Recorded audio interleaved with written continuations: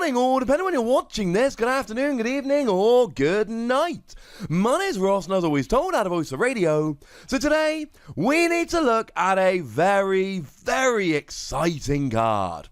You see, it turns out that the new set, Infinity Zone, previously called World Down, changed for fairly obvious reasons, has gone and been officially revealed today in Japan, and that means we get our first look at a card that we knew was coming, but now is here.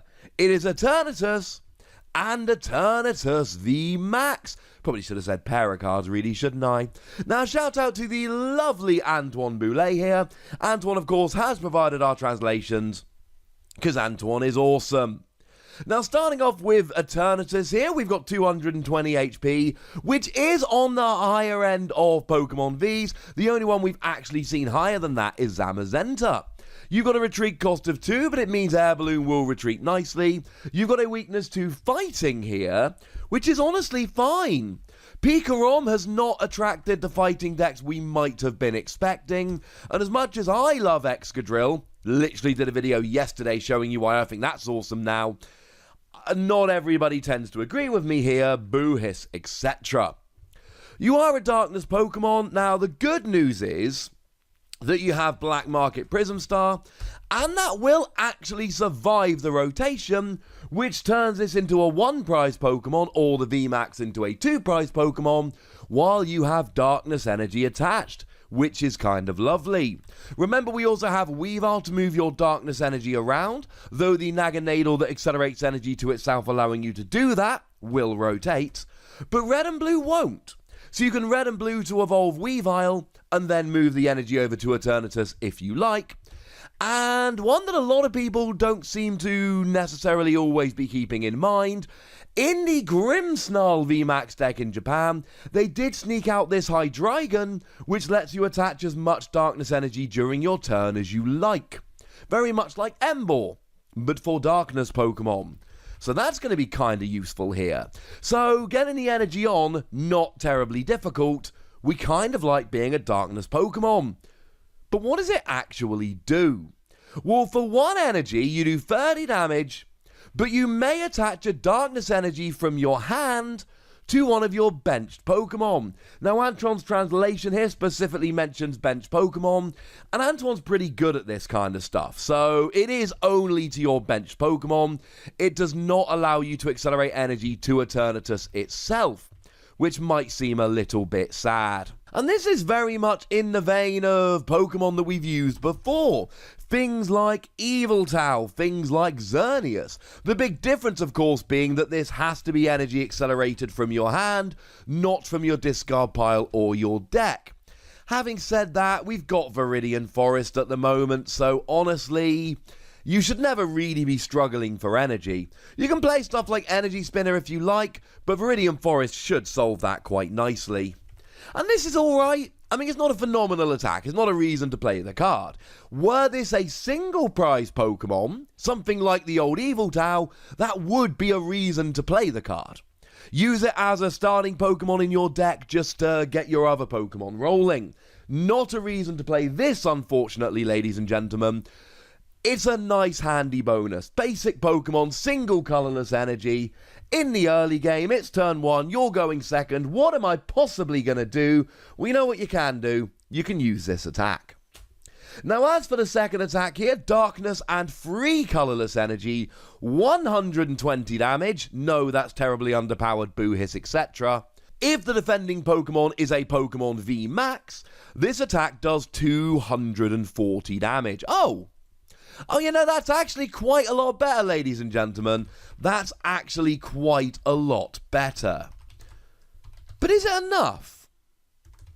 Because you see, it's only 240 damage, and I know 240 damage is a lot, right? That's not lost on me. But if we look at the weakest Pokemon VMAXs that we've seen so far, you've got things like Morpeko with 300 HP, and things like Meowth with 300 HP. So you're still 60 damage away from getting a KO here, and that's fairly significant. 60 damage is a lot. Now, it's still fine, it's still fun, it's still good, but make no mistake about it, it's not enough. I love it. It's lovely, but it's not actually enough damage here, and that's a little bit of an issue, quite frankly. If you are getting damage on in other ways, that's lovely.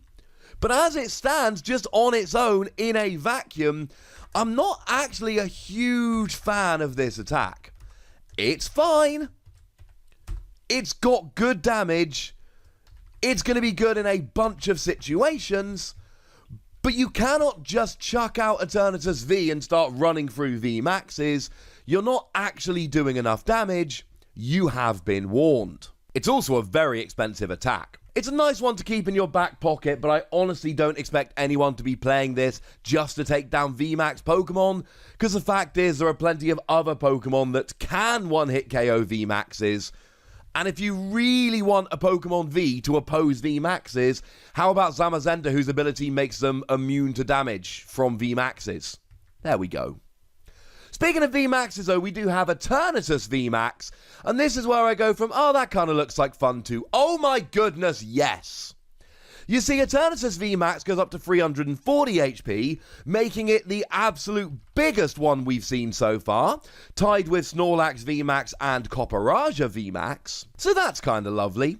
Retreat cost goes up to 3, the weakness stays at fighting, you're still a Darkness Pokemon. But you end up with a really quite lovely ability. Eternal Realm.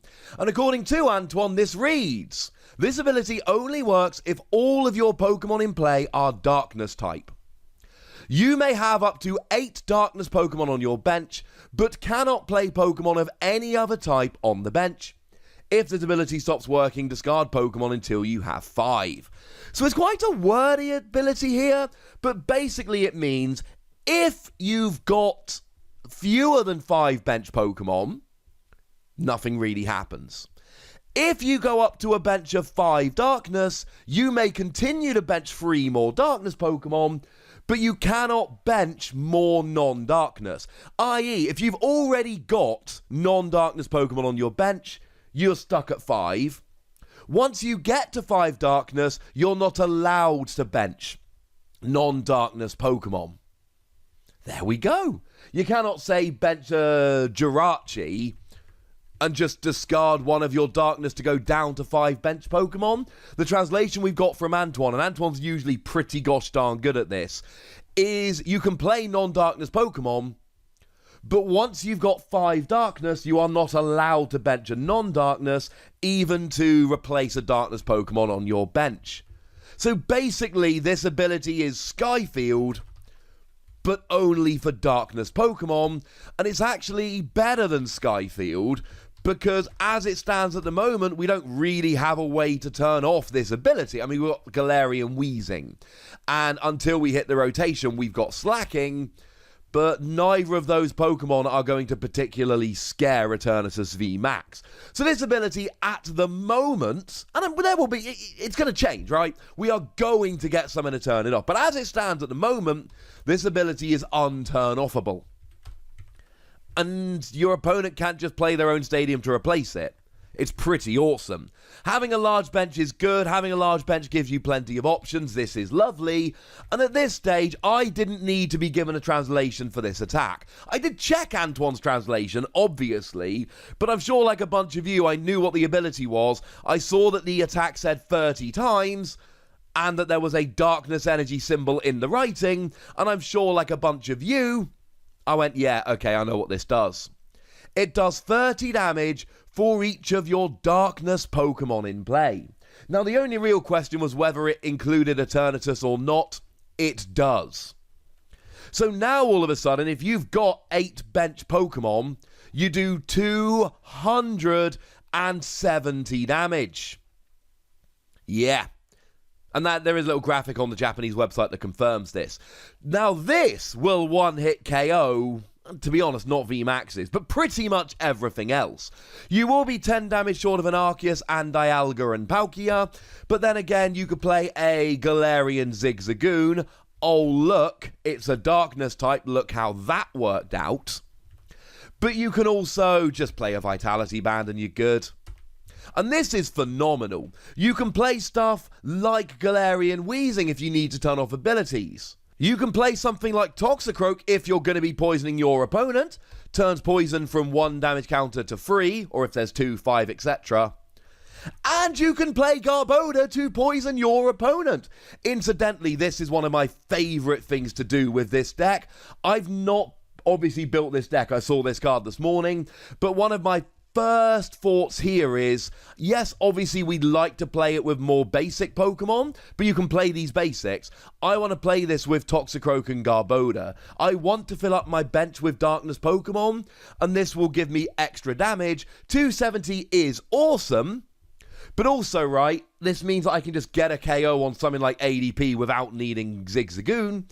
But it also means that if I'm fighting against these VMAXs that have more than 270 HP, I can be poisoning them for 3, 5, 7 damage between turns, and then I essentially am one-hit KOing VMAXs. And we need to mention here that, hang on a second, this has a 2-energy attack. This isn't even an expensive attack. You can play Hydreigon to accelerate energy, but come on, it's 2 energy, you don't need Hydreigon. Honestly, you can manually attach here, and you can use Weavile, and you can use things of that nature. You should play red and blue to get yourself just a couple of extra energy here and there. It's not really an energy attachment you have to worry very much about, and that's why I absolutely love it. This is brilliant, absolutely brilliant. You're just sitting there, hitting for 270, and we've got some nice Darkness Pokemon we can use.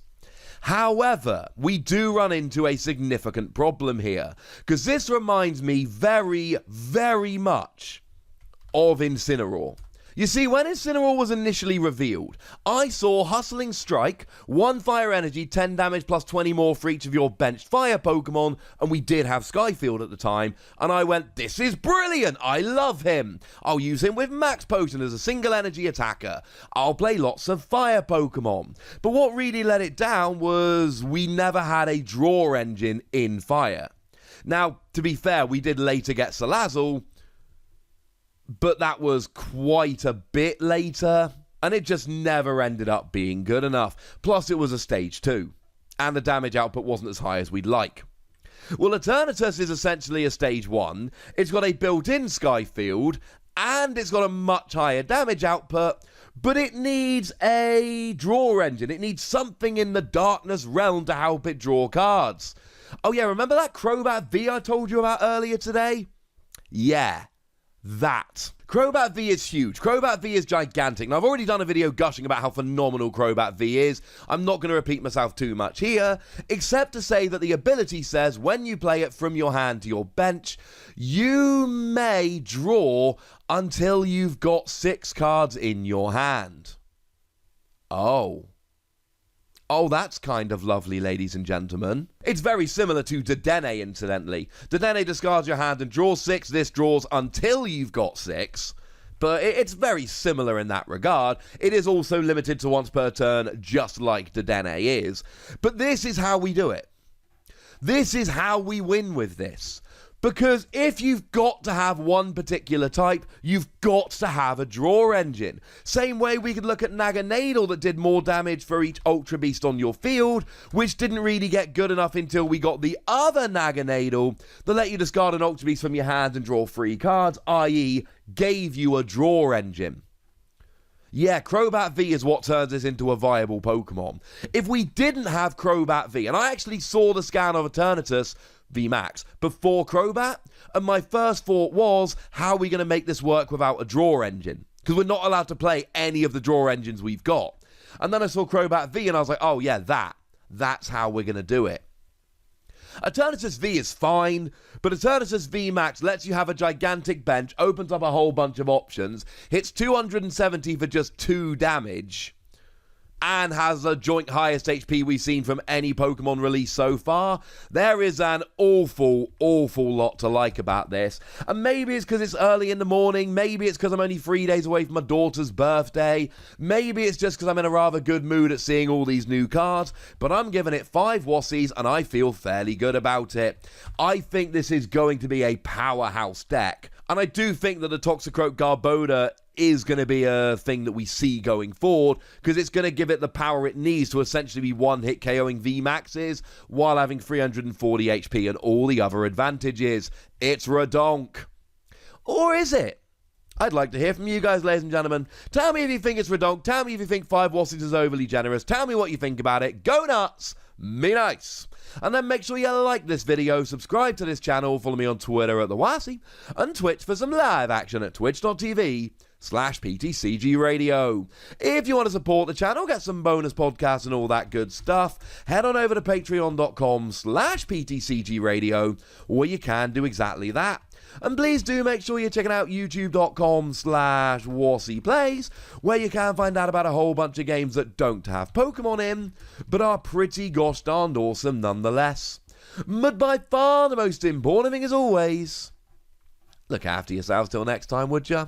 Thank you very much for watching. My name's Ross, and you've been watching PTCG Radio.